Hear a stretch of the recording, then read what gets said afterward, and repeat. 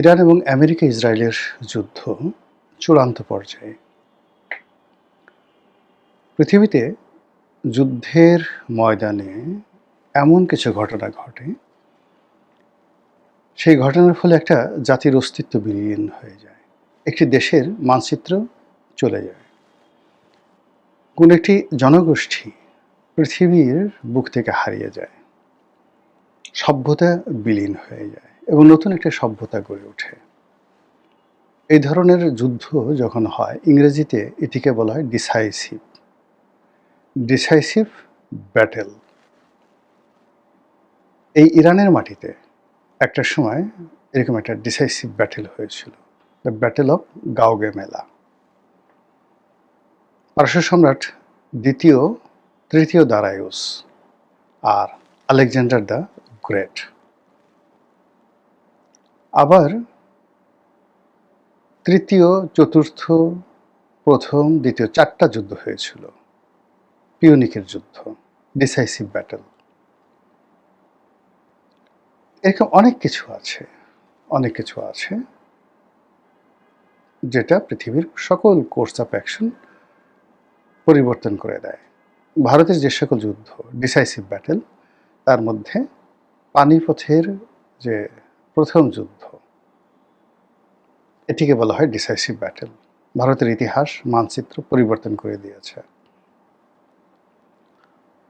তো এখন এই শতাব্দীর মধ্যে যতগুলো যুদ্ধ হয়েছে, আপনি বোঝার চেষ্টা করুন, এই শতাব্দীতে কিন্তু দুটো মহাযুদ্ধ হয়েছে।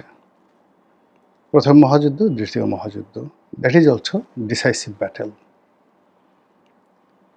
কিন্তু প্রথম মহাযুদ্ধ এবং দ্বিতীয় মহাযুদ্ধের চাইতেও ইরান এবং আমেরিকার এই যুদ্ধটি, এটি মোর ডিসাইসিভ। এর কারণ হলো যে আমরা শিক্ষা, সভ্যতা এবং উন্নয়নের যে চরম শিখরে পৌঁছে গেছি। বিজ্ঞানের যে সর্বোচ্চ আধুনিকায়ন, আমাদের মধ্যে এখন যেভাবে আর্টিফিশিয়াল ইন্টেলিজেন্স কাজ করছে, যেভাবে সামাজিক যোগাযোগ মাধ্যম কাজ করছে, যেভাবে মিলিটারি যে টেকনোলজি কাজ করছে, এটি এই পৃথিবীতে কখনোই ছিল না।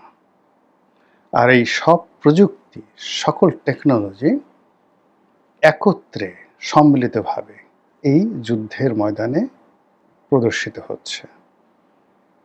এক পক্ষ অপর পক্ষকে ধ্বংস করার জন্য সব কিছু ব্যবহার করছে। 2 নম্বর হলো যে আমাদের জীবনের এই মুহূর্তে যত উপকরণ রয়েছে, we have a huge safety measures. আমরা এখন বাংকার তৈরি করতে শিখেছি। আবার আমাদের পরমাণু বোমা আছে। আমরা হাজার হাজার মাইল দূরে বসে একেবারে নিখুঁতভাবে আমরা ক্ষেপণাস্ত্র ছুঁড়ে কোনো একটা বিল্ডিংয়ের 100 তলার কোনো একটা রুমের মধ্যে একটি বৈঠক চলছে শত্রুপক্ষে, সেই বৈঠকে গ্রেনেড ছুঁড়ে সেখানে নিখুঁতভাবে সবাইকে মেরে ফেলতে পারি। এই প্রযুক্তি পৃথিবীতে কোনো অবস্থাতে ছিল না, কখনো ছিল না, এবং ঠিক সেই প্রযুক্তির সর্বোচ্চ ব্যবহার এই যুদ্ধে হচ্ছে। দ্বিতীয়ত হলো যে এই যুদ্ধের দুটো পক্ষ, ইসরায়েল এবং আমেরিকা, তারা মনে করছে যে তারা সুপার সুপার সুপার পাওয়ার, এর চেয়ে তার বড় পাওয়ার হতে পারে না। তারপরে যেটা হলো, আর অন্যদিকে ইরান, তারা গোপনে নিজেদেরকে এতটা সুসজ্জিত করেছে, এতটা প্রস্তুত করেছে যে তারা রণাঙ্গনে তাদের যুদ্ধ নৈপুণ্য প্রদর্শন না করা পর্যন্ত পৃথিবী বুঝতে পারেনি, পৃথিবীবাসী বিশ্বাসই করতে পারেনি যে ইরানের পক্ষে যুদ্ধ করা সম্ভব। আমেরিকা হাজার হাজার কিলোমিটার দূরে থেকে এখনও দম্ভ দেখাচ্ছে। তারা মনে করছে যে ইরানের বহু শীর্ষ জেনারেলদেরকে মেরে ফেলা হয়েছে। ইরানের বহু ঘরবাড়ি, না হলেও 50,000 ঘরবাড়ি, ভবন মাটির সঙ্গে মিশিয়ে দেওয়া হয়েছে। ইরানের কিচ্ছু নেই। ডোনাল্ড ট্রাম্পের ভাষায় তাদের নেভি নেই, নৌবাহিনী নেই, তাদের বিমান বাহিনী নেই, তাদের বিমান নেই, তাদের সেনাবাহিনী নেই, ক্যান্টনমেন্ট নেই, সব কিছু আমরা ধ্বংস করে দিয়েছি, কাজে আমরা যুদ্ধে জয়লাভ করেছি। কিন্তু ওই ধ্বংসস্তূপের মধ্য থেকে হঠাৎ করে ৪,০০০ কিলোমিটার যে পাল্লার ক্ষেপণাস্ত্র বের হয়ে আমেরিকার দিয়াগো গার্সিয়া যে দ্বীপ ভারত মহাসাগরে সেখানে আক্রমণ চালাচ্ছে। আমেরিকার যে বড় বড় রণতরী, যে রণতরীর কাছে কোনো ক্ষেপণাস্ত্র যেতে পারে না বলে আমেরিকা গত ৭০ বছর ধরে পৃথিবীকে ভয় দেখাচ্ছে যে আমাদের এই রণতরীর ধারের কাছে কোনো যুদ্ধবিমান আসতে পারবে না, কোনো মাইন আসতে পারবে না, টর্পেডো আসতে পারবে না, কিছু আসতে পারবে না, জ্বলে পুড়ে ছারখার হয়ে যাবে। আর এই রণতরী পারমাণু যুদ্ধের সেই বিমূর্ত প্রতীক। এখানে সর্বাধুনিক শত শত প্লেন উঠানামা করতে পারে, এখান থেকে গ্রেনেড ছোড়া যায়, এখান থেকে মাইন ছোড়া যায়, এখান থেকে ৮,০০০ সৈন্য যে কোনো স্থলভূমিতে নামিয়ে যুদ্ধ করা যায়। এখান থেকে যে সৈন্যরা তারা আকাশে যুদ্ধবিমান দিয়ে যুদ্ধ করতে পারে এবং নৌপথে যুদ্ধ করতে পারে, ত্রিমাত্রিক।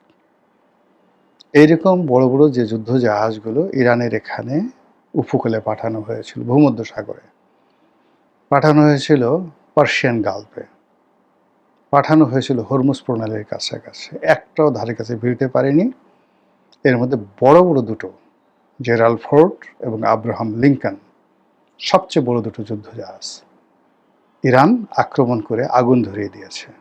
এই যুদ্ধ জাহাজ দুটো ওখান থেকে পালিয়ে এখন যে কোথায় আসছে এবং কত বছর লাগবে বা আদৌ এই যুদ্ধজাহাজ মেরামত করা সম্ভব হবে কিনা, এটা পরবর্তী ইতিহাস। মধ্যপ্রাচ্যে প্রায় সব দেশে ৩টে, ৪টে, ৫টা করে ইরানের মানে আমেরিকার সেই ঘাঁটি ছিল। তাদের সবচেয়ে বড় ঘাঁটি কাতারে, ইরাকে তাদের ঘাঁটি, কুয়েতে, বাহরাইনে, দাম্মানে মানে সৌদি আরবে, সব দেশে তারা ঘাঁটি তৈরি করে সেই ঘাঁটিগুলোকে তারা বলছিল যে এইগুলো আকাশ প্রতিরক্ষা দ্বারা এমনভাবে তারা নিরাপত্তা বিধান করেছে যে এখানে কেউ আক্রমণ করতে পারবে না।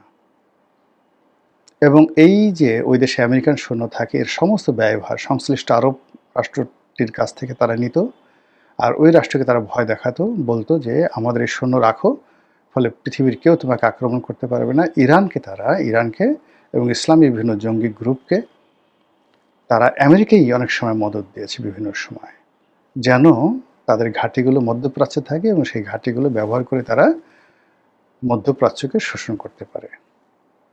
এই যুদ্ধে ইরান আমেরিকার সমস্ত মিথ ভেঙে দিয়েছে।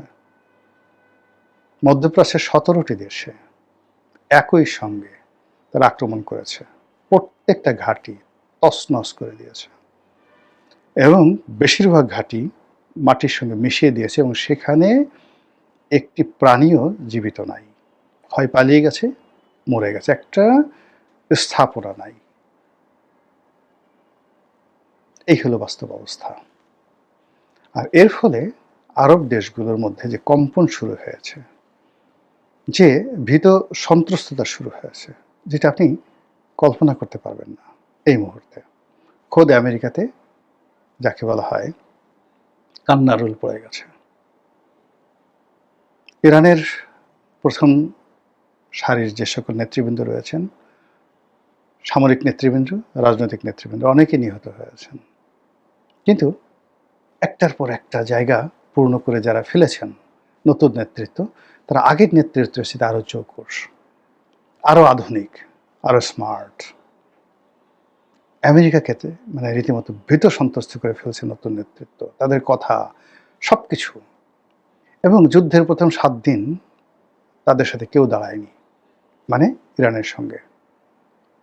এখন তাদের সঙ্গে উত্তর কোরিয়া, তাদের সঙ্গে রাশিয়া, তাদের সঙ্গে তুরস্ক, তাদের সঙ্গে যাকে বলা হয় চীন, সব কিছু দিয়ে সহযোগিতা করছে। যুদ্ধের প্রথম ৭ দিনে সারা দুনিয়ার মার্কিন তাবেদার রাষ্ট্রগুলো সব তাদের সাথে ছিল, এখন একজনও নেই, not a single one. America একা। শুধু তাই নয়, আমেরিকার মধ্যে, উইদিন আমেরিকার মধ্যে সিআইএ, পেন্টাগন এবং মার্কিন মেরিন, হোয়াইট হাউস, প্রতিনিধি পরিষদ মানে কংগ্রেস, সিনেট এবং তাদের যে জাস্টিস ডিপার্টমেন্ট এবং একই সঙ্গে তাদের যে সেক্রেটারি অফ স্টেট মানে পররাষ্ট্র দপ্তর একে অপরের সাথে ঝগড়া করছে। এ বলছে এর দোষ, ও বলছে ওর দোষ, এ বলছে যুদ্ধে যাব না, ও বলছে পদত্যাগ করব। পুরা ডোনাল্ড ট্রাম্পকে রীতিমতো মৃত্যুর মুখে ঠেলে দিয়েছে। একই অবস্থা ইসরায়েলে। সেখানে এখন যে প্রধানমন্ত্রী বেঞ্জামিন নেতানিয়াহু, তার আত্মীয় স্বজন অনেকে মারা গেছেন, সেও মারা গেছে বলে বিভিন্ন মহল থেকে বলার চেষ্টা করছে। ঘটনা যাই হোক না কেন, সবাই বলছে এই নেতানিয়াহুর পতন চাই, তার বিচার চাই। মানুষ সব রাস্তায় নেমে আসছে। কত যে ক্ষয়ক্ষতি হয়েছে এটা এখন পর্যন্ত বোঝা যাচ্ছে না। তারা বিভিন্ন সময় স্থল অভিযান করতো, কিছু হলেই তারা গাজাতে ঢুকে পড়তো, কিছু হলেই তারা লেবাননে ঢুকে পড়তো। এবারও লেবাননে ঢুকে পড়ছে, কিন্তু ঘোড়ার ডিম কোনো কাজ হচ্ছে না। এখন ভয় যে উল্টো হামাস এবং যাকে বলা হয় হুতি, তারপর হিজবুল্লাহ, তারা যদি সম্মিলিতভাবে ইসরায়েলে সামরিক অভিযান চালায়, স্থল অভিযান চালায়, পুরো ইসরায়েল খালি হয়ে যাবে। লক্ষ লক্ষ মানুষ ইসরায়েল ছেড়ে চলে গেছে। এই অবস্থায় বলতে গেলে নাকে খত দিয়ে আমেরিকা হাত জোড় করে ভিক্ষা প্রার্থনা করছে শান্তি চুক্তির, যুদ্ধবিরতির। ইরান বলছে হবে না, পার্মানেন্ট কিছু করতে হবে, তার জন্য আমাদের 5টি শর্ত আছে। আর অন্যদিকে শান্তি চুক্তির জন্য তারা 15টি শর্ত দিয়েছে আমেরিকা।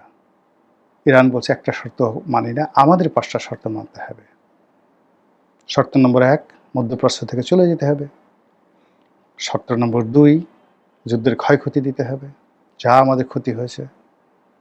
শর্ত নম্বর 3, আমাদের উপর যত অবরোধ আছে যা কিছু সব তুলে নিতে হবে। শর্ত নম্বর 4, ভবিষ্যতে এই ধরনের কোনো যুদ্ধ হবে না, এজন্য তৃতীয়, চতুর্থ, পঞ্চম যে রাষ্ট্রগুলো রয়েছে তাদের মধ্যস্থতায় চুক্তি স্বাক্ষরিত হবে। এইভাবে 5টি শর্ত, বোঝার চেষ্টা করুন। এর বাইরে এই যে হরমুজ প্রণালী, যেটাকে তারা একটা ইন্টারন্যাশনাল রুট হিসেবে প্রথম দিন থেকে তাদের নিয়ন্ত্রণ ছিল, কিন্তু ইন্টারন্যাশনাল রুট হিসেবে এটাকে তারা স্বীকৃতি দিয়েছিল এবং এটার উপর তারা কোনো লেভি নিত না। এখন লাইক পানামা খাল, লাইক সুয়েজ ক্যানাল, এগুলোর মতো বা বসফরাস প্রণালী, এগুলোর মতো এই হরমুজ প্রণালীর উপর তারা এখন লেভি বসিয়েছে। যে জাহাজগুলো যাচ্ছে, বড় বড় ট্যাঙ্কার জাহাজগুলো, বলছে যে $20 লাখ আগে পেমেন্ট করতে হবে, তাও ডলারে না, চীনা মুদ্রা ইউয়ানে পেমেন্ট করতে হবে, করে তারপর এখান থেকে যেতে হবে। এবং সেইভাবে অনেক জাহাজ সেই হরমুজ প্রণালী পাড়িয়ে দিচ্ছে। এবং বিশ্বের 20% তেল পরিবহনের যে রুট, এই রুটের উপর দিয়ে যে জাহাজগুলো চলাচল করে, তার উপর যদি এইভাবে সুয়েজ ক্যানালের মতো তারা ট্যাক্স আদায় করতে পারে, ইরানের আর কিছু করা লাগবে না। ফলে বুঝতে পারছেন যে ইরান এইটাই যে যুদ্ধ, এই যুদ্ধ কীভাবে ডিসাইসিভ হয়ে যাচ্ছে। এই যুদ্ধ, ইরানের যে বিজয়, এটা মধ্যপ্রাচ্যে কী প্রতিক্রিয়া তৈরি করবে। এই যুদ্ধে আমেরিকার পরাজয় মধ্যপ্রাচ্যে কী পরিণতি দেখে নিয়ে আসবে। আল্লাহ এই দুনিয়াতে যে কত কিছু ঘটান, রাজাকে ফকির করেন, ফকিরকে রাজা করেন, কোর্স অফ অ্যাকশন পরিবর্তন করে দেন।